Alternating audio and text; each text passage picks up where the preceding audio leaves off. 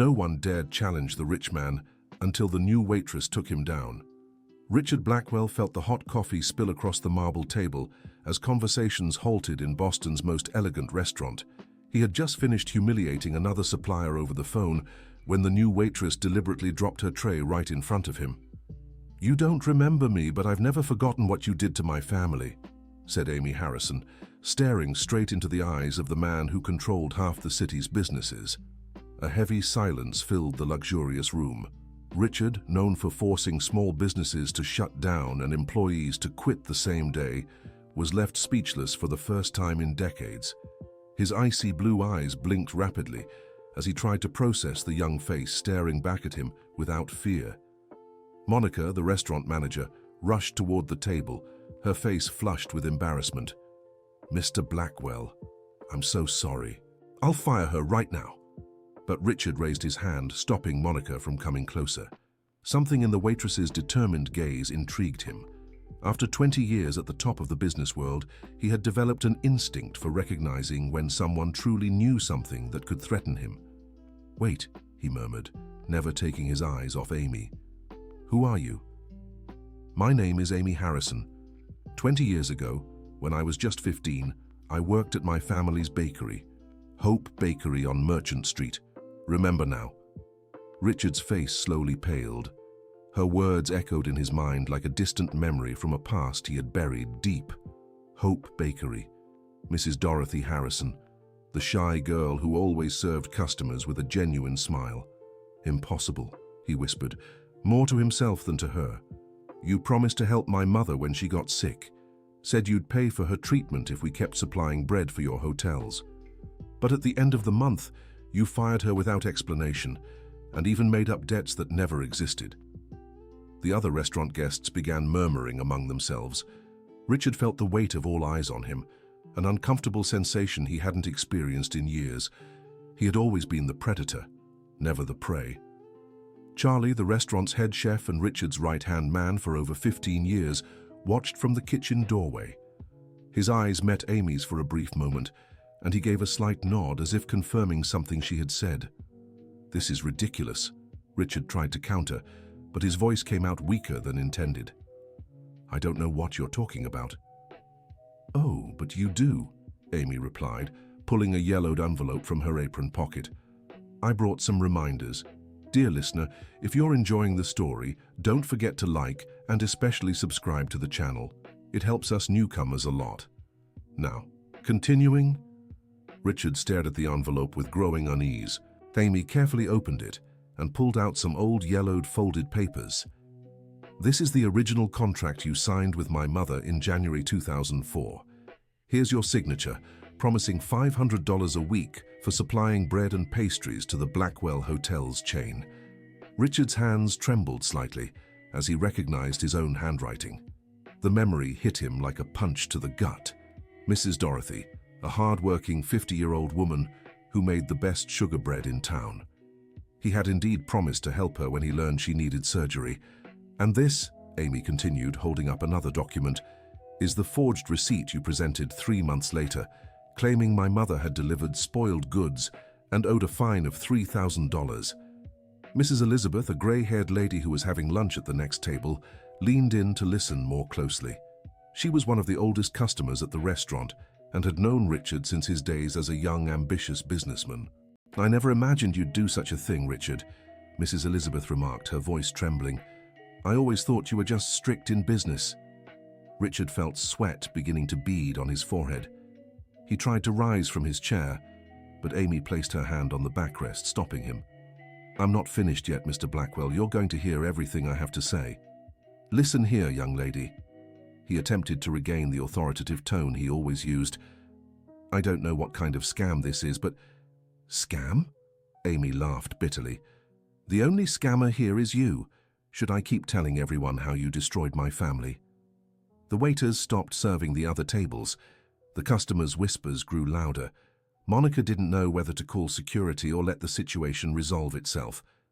"My mother never got over what you did to us," Amy continued, her voice growing more emotional. "She believed so deeply in your promise that she even sold some family jewelry to make the most beautiful bread possible for your hotels. When you fired her and then fabricated that fake debt, she had to sell the bakery for next to nothing just to cover the costs. Richard swallowed hard. The memory was returning in painful detail. He remembered Mrs. Dorothy pleading in his office, explaining that her teenage daughter needed to study and that they had nothing left but the bakery. She could never afford medical treatment, Amy went on. She spent the last 15 years of her life working as a cleaner in 3 different homes just to support our family. She died last year, still blaming herself for disappointing Mr. Blackwell. A murmur of indignation spread through the restaurant. Richard looked around and saw only disapproving faces. Customers who had greeted him with reverence minutes earlier now looked at him with contempt. "Look," he tried to lower his voice, "if there was some misunderstanding in the past, we can resolve this civilly. How about we talk in my office?" "Misunderstanding?" Amy raised her voice. "You know very well it wasn't any misunderstanding. It was a calculated scheme to steal our bakery and profit from it." She pulled another paper from the envelope. "This is the forced sale document for our bakery. 3 months after you fabricated that fake debt, my mother had to sell the property to you for $80,000, a building worth at least $200,000 at the time." "How did you get these documents?" Richard asked, trying to maintain his composure. "My mother kept everything. She always said the truth would come out one day, and today is that day." Michael Blackwell, Richard's son and executive director of the family company, walked into the restaurant at that very moment. He had arranged to have lunch with his father to discuss the company's new investments. Seeing the crowd gathered around his father's table, he approached curiously. "Dad, what's going on here?" Amy looked at the impeccably dressed 35-year-old executive and immediately recognized the family resemblance. "You must be his son. Do you know how your father built all this wealth?" Michael looked at his father, then at the waitress, trying to understand the situation. "What is she talking about, Dad?" "Nothing important," Richard replied quickly. "Just a disgruntled former employee trying to cause trouble." "Former employee?" Amy laughed sarcastically. "I was 15 when I worked for you. I was just a teenager helping my mother at our family bakery." Michael's expression changed. He knew his father's temperament and was aware that Richard Blackwell had done many questionable things over the years to build the family's business empire. But he had never imagined he could have harmed a family so cruelly. "What bakery?" Michael asked, ignoring his father's warning look. "Hope Bakery. My mother, Dorothy Harrison, supplied bread and pastries for your family's hotels for over 2 years, until your father decided it would be more profitable to steal our bakery than to pay what he owed." "That's not true," murmured Richard, but his voice lacked conviction. "Would you like me to show the documents to your son as well, Mr. Blackwell? I'm sure he'd be very proud to know how his father built this fortune." Michael reached for the papers, but Richard was quicker and tried to snatch the envelope from Amy's hands. She stepped back and the documents scattered across the restaurant floor. Several customers moved closer to look at the papers. Mrs. Elizabeth, who had been an accountant for 40 years before retiring, bent down and picked up one of the documents. "Good heavens," she exclaimed, adjusting her glasses. "This receipt is clearly forged.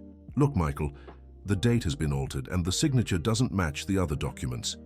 Richard's son examined the papers with growing horror.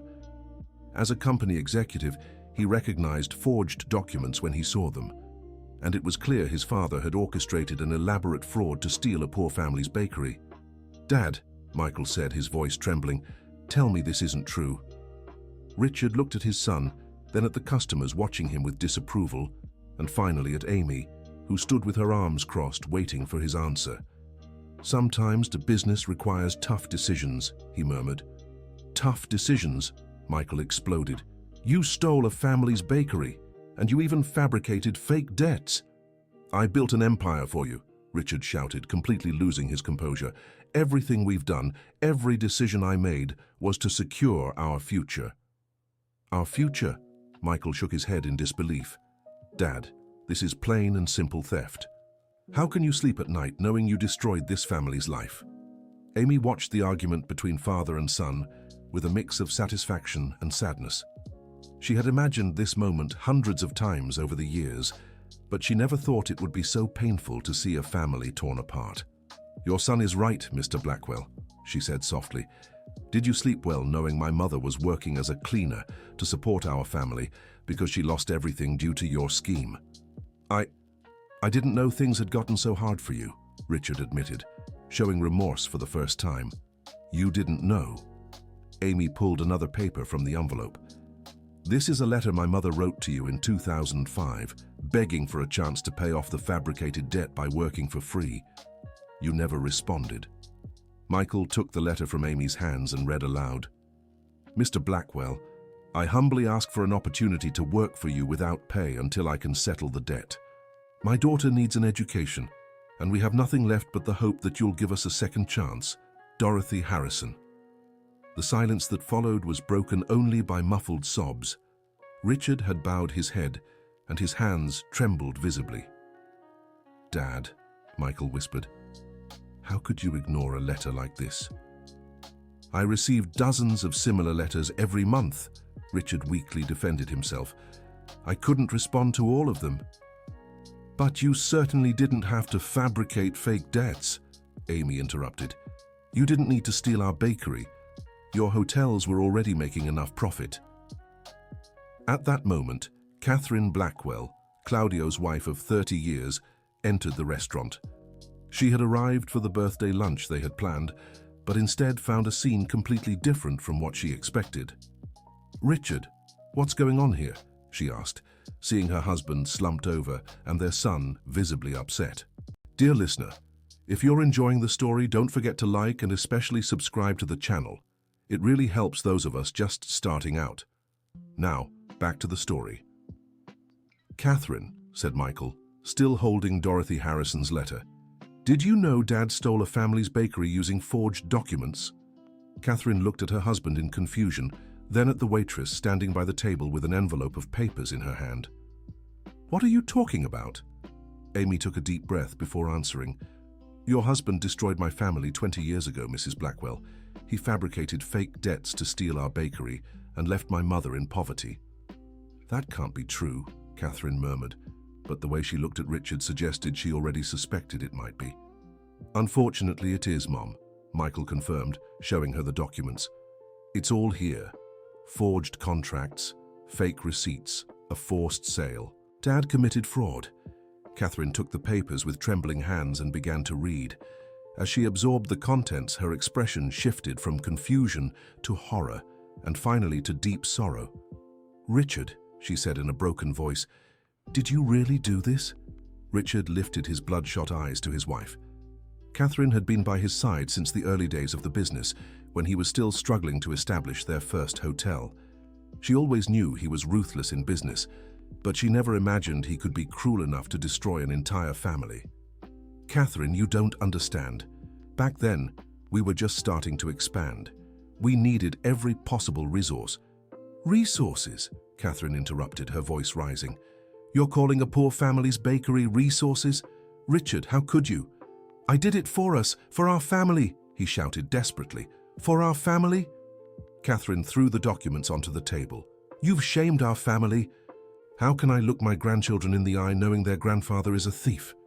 The word thief echoed through the restaurant like a gunshot. Richard recoiled as if physically struck. Catherine, please. No! She shook her head, tears streaming down her face. There's no excuse for what you did. None. Amy watched the family unraveling and felt a mix of justice and pity. She had planned this confrontation for months, but hadn't expected it to be so devastating for everyone involved. Mrs. Blackwell, she said gently, I didn't come here to destroy your family.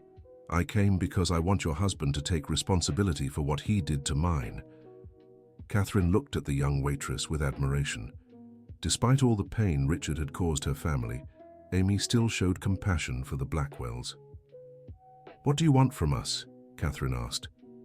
I want him to visit my mother's grave and ask for forgiveness, Amy replied simply. The request took everyone by surprise. The restaurant's customers, who had expected demands for money or revenge, fell completely silent. That's it? Michael asked, incredulous. That's it, Amy confirmed. My mother never got over what happened.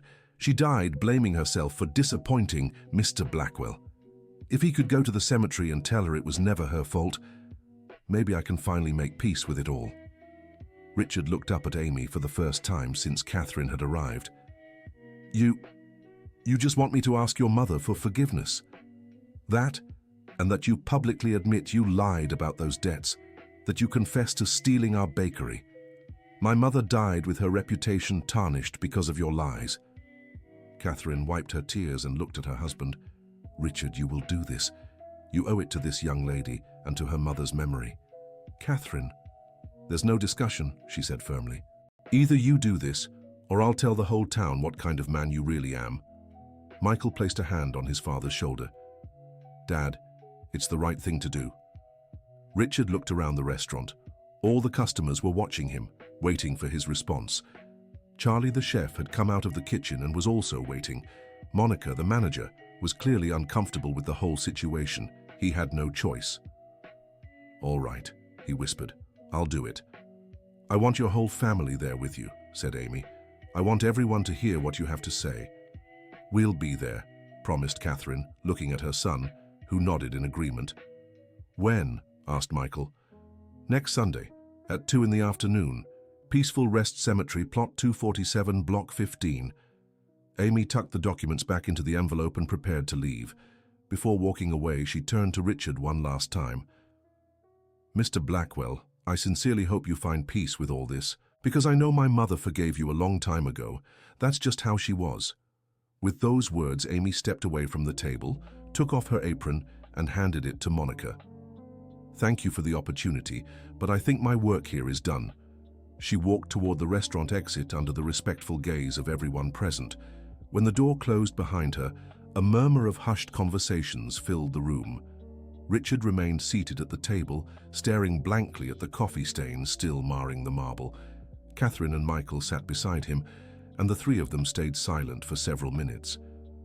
How did we get here? Murmured Catherine. I don't know, admitted Richard. I really don't. The days that followed were the hardest of Richard Blackwell's life. The news of the confrontation at the restaurant spread quickly through town, and he found himself facing judgmental stares wherever he went. Employees at his company whispered in the hallways, suppliers asked uncomfortable questions, and clients began canceling contracts. Michael spent those days investigating the company's past practices and discovered that the Hope Bakery case hadn't been an isolated incident. There were at least a dozen small businesses that had been similarly harmed over the years. On Wednesday, he confronted his father in the office.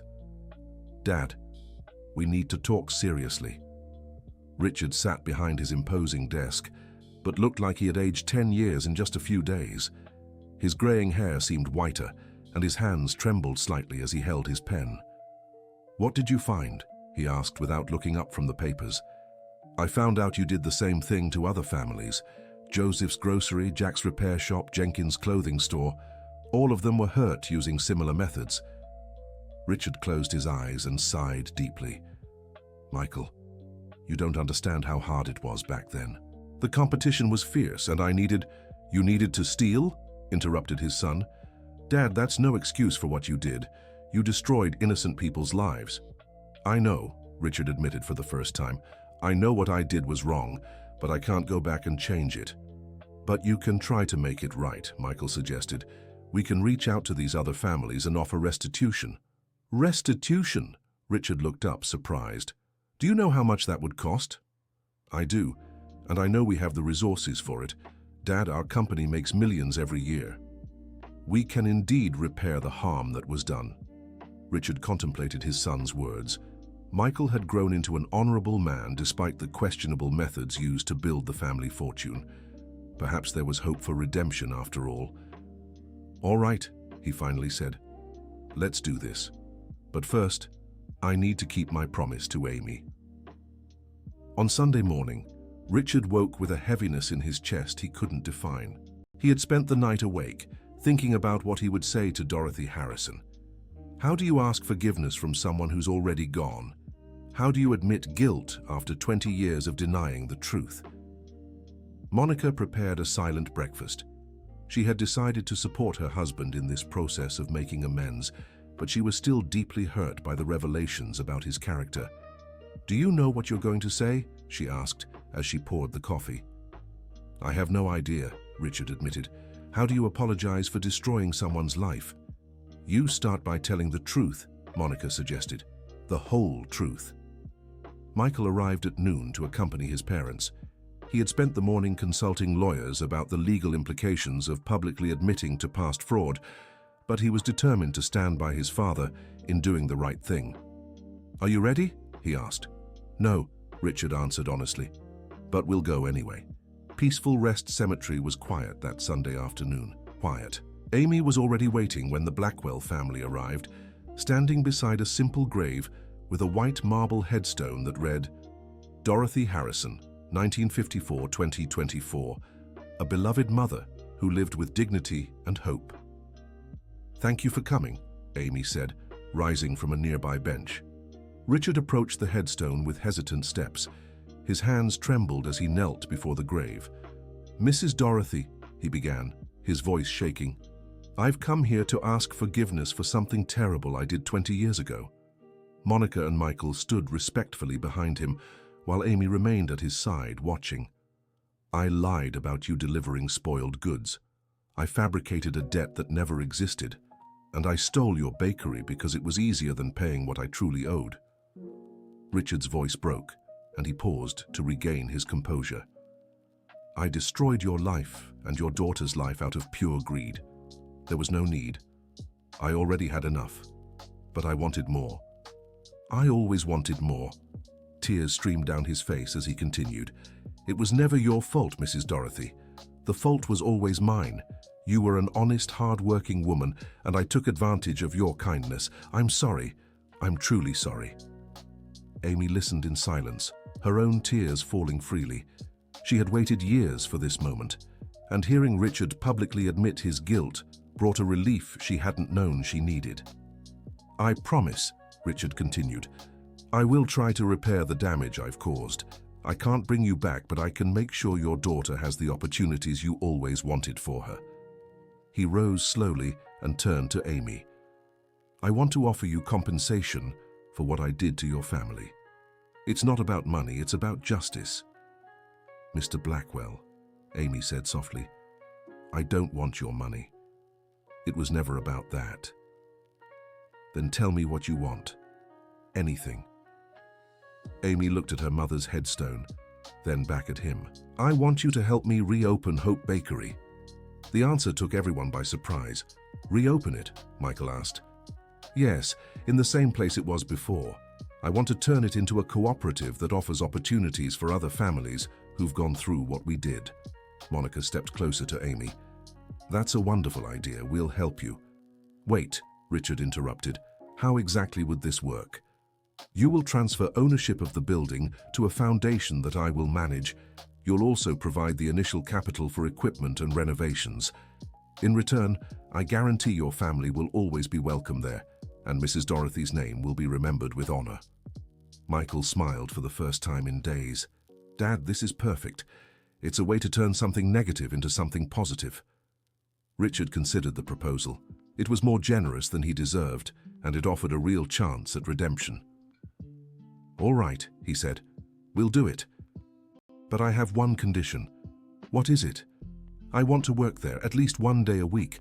I want to understand what it means to serve the public honestly."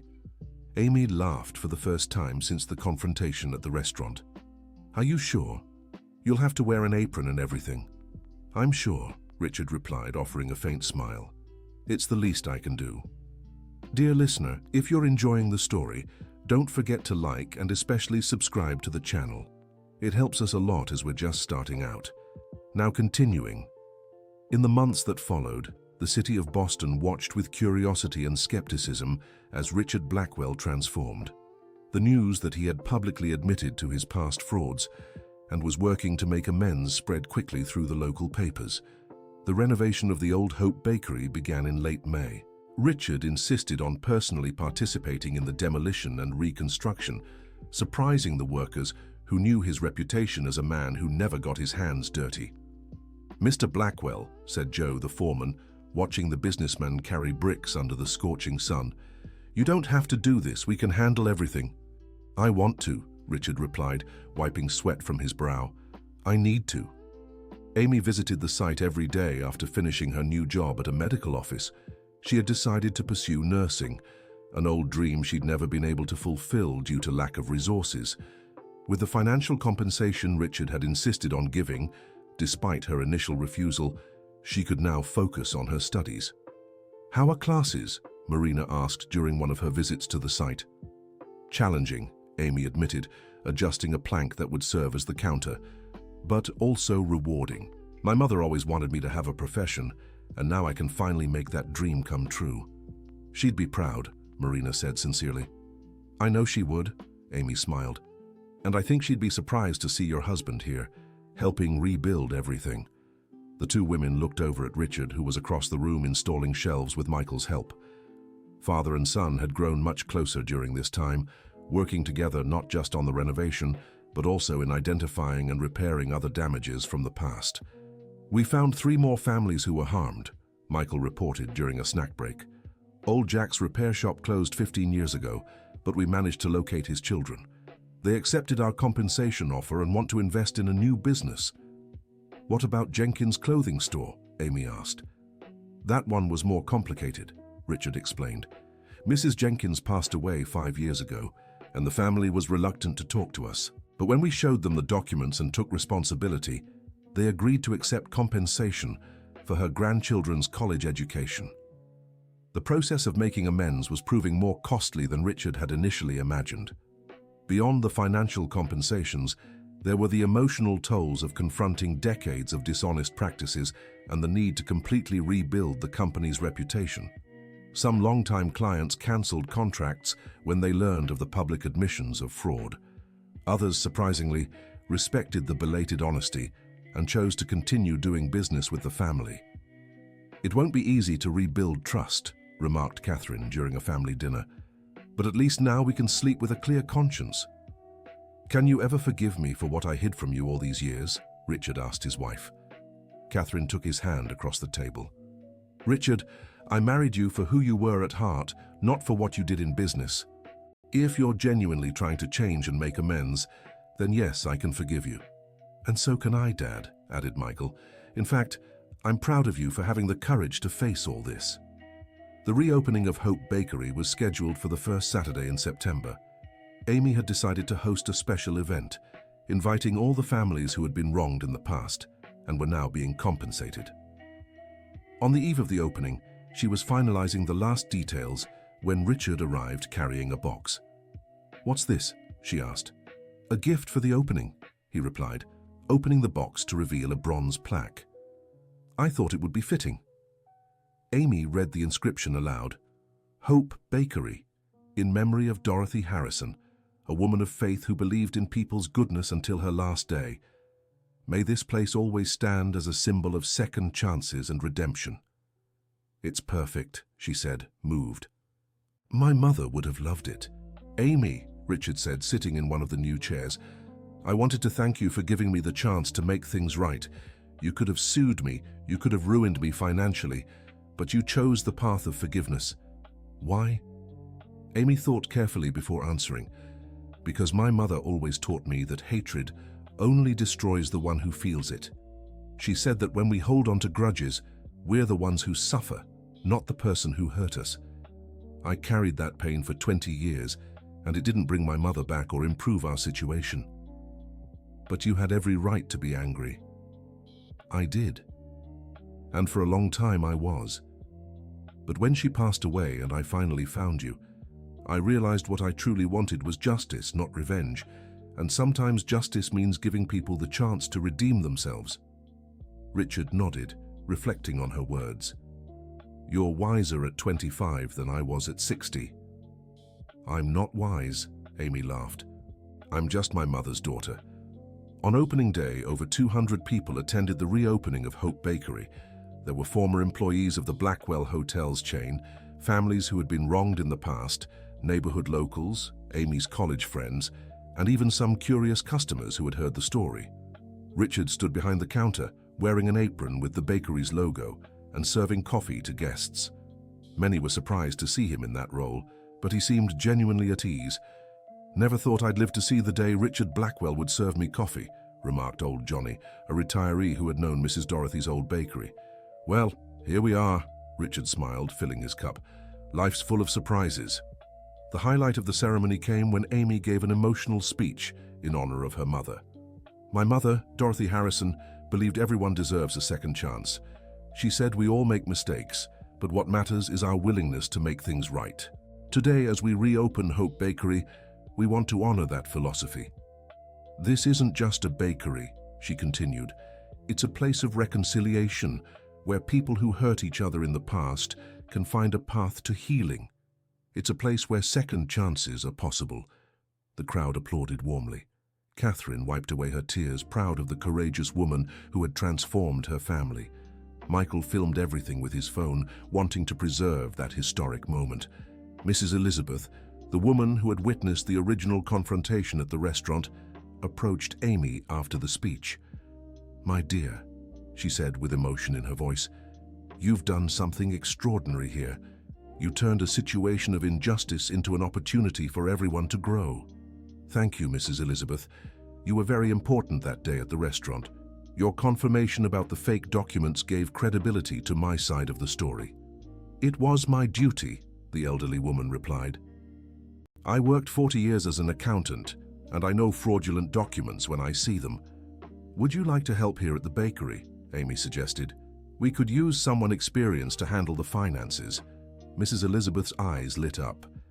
It would be an honor to work in a place dedicated to Mrs. Dorothy's memory. And so, the team at the new Hope Bakery began to form naturally.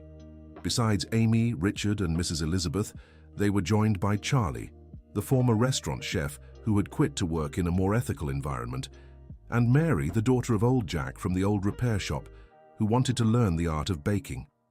In the first few months of operation, the bakery faced the usual challenges of any new business. There were slow days, supplier issues, and equipment breaking down at the worst possible times. But what impressed observers the most was how the team worked together to overcome every obstacle. "I never thought I'd work so well in a team," Richard admitted during a weekly meeting. "I was always used to giving orders and watching things get done, but learning to collaborate has been rewarding." "You're doing wonderfully," Amy praised. "The customers love your attention to detail, and you've really improved in customer service." It was true. Richard had discovered an unexpected talent for talking to customers and understanding their needs. He memorized regular orders, asked about their families, and genuinely cared about the well-being of those who frequented the bakery. "It's strange," he reflected.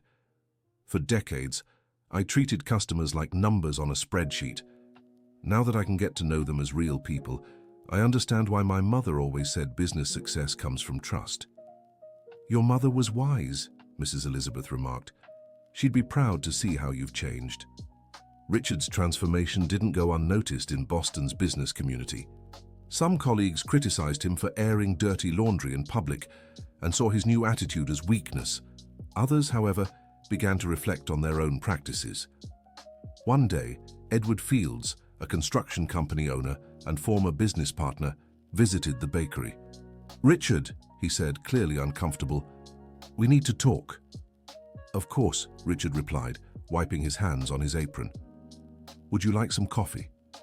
"Actually, I came here because I also have some past situations I need to resolve."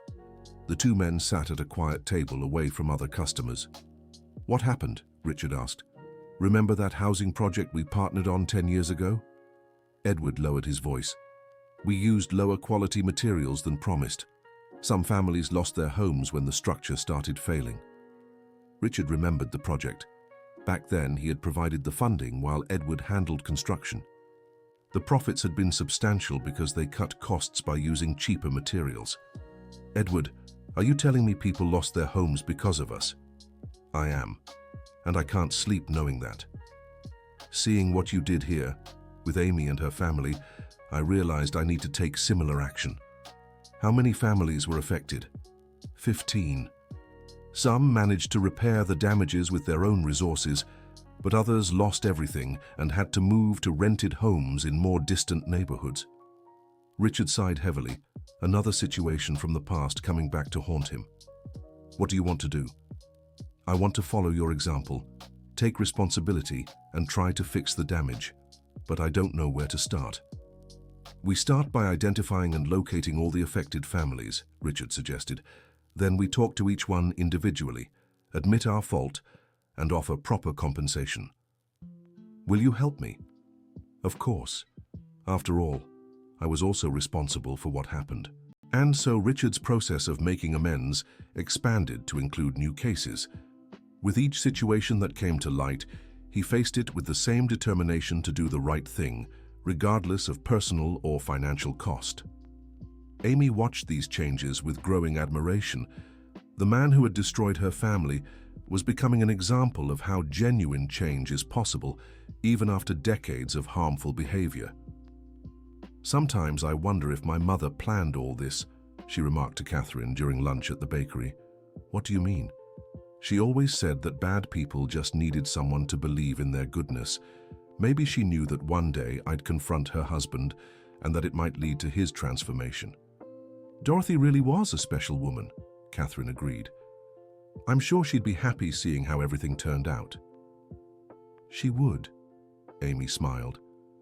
And I think she'd be even happier seeing her husband serving coffee and chatting with customers as if they were family. The two women looked at Richard, who was behind the counter telling jokes to a group of retirees who visited the bakery every morning. Who would have thought the most feared businessman in town would become the honorary grandfather of the neighborhood retirees? Catherine laughed.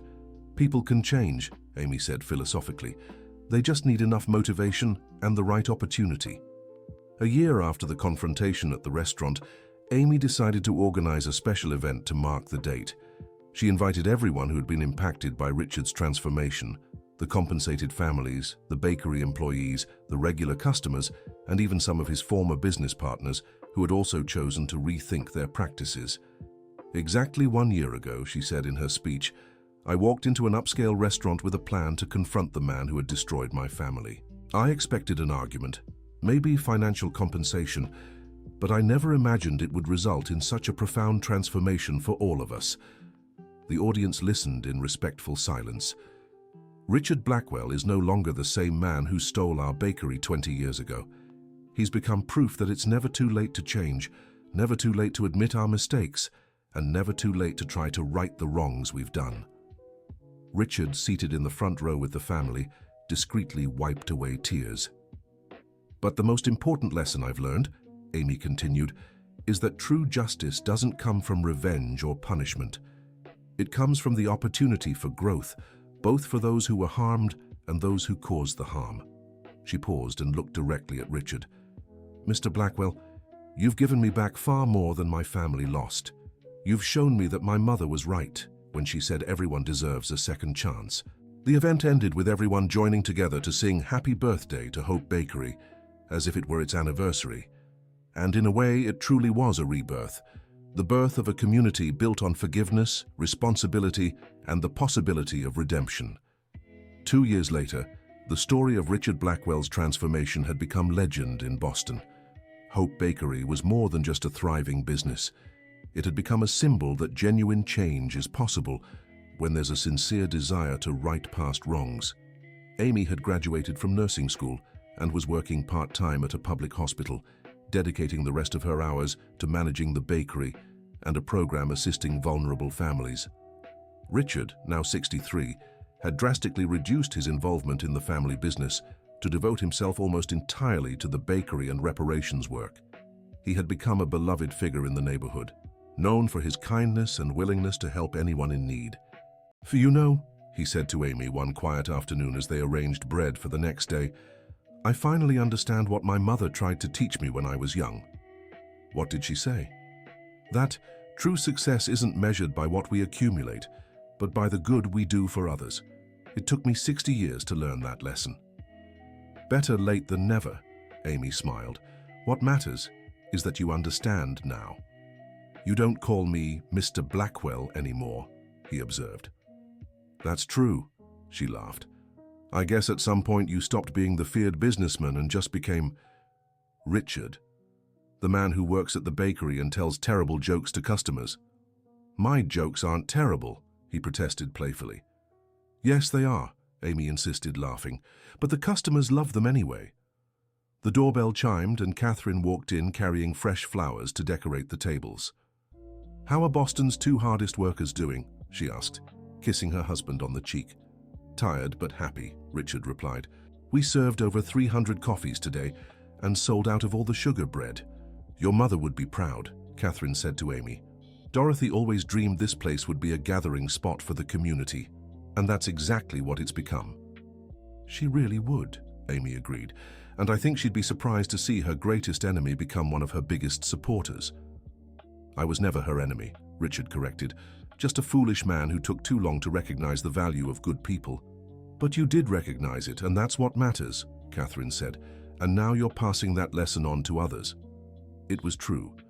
In the 2 years since the confrontation, Richard had helped many people resolve ethical conflicts and find paths to reconciliation. Business owners who had made similar mistakes sought his advice. Families who had been wronged asked for his mediation. Unexpectedly, he had become a symbol of redemption and second chances.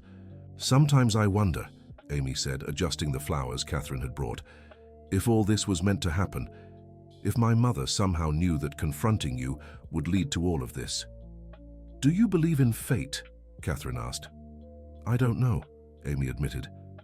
"But I believe good people have a way of influencing the world even after they're gone. And my mother was a very, very good person." Richard stopped arranging the bread and looked at the two women who had become so important in his new life.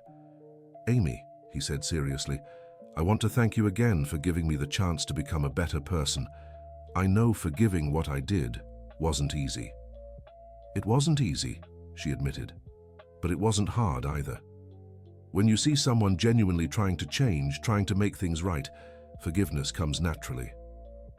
"And I want to thank you for saving my marriage," added Catherine. "If you hadn't confronted Richard, I probably would have spent the rest of my life married to a stranger." "You don't have to thank me," said Amy, moved. "You've become the family I never had. That's thanks enough." The three hugged in the middle of the empty bakery, surrounded by the scent of fresh bread and the warmth of the genuine friendship that had grown from one of the most unlikely situations. End of story. Now tell me, what did you think of this story of transformation and second chances? Do you believe people like Richard can truly change? Share your honest thoughts in the comments. And if this story touched your heart in any way, don't forget to leave a like and subscribe to the channel so you won't miss other touching stories like this one.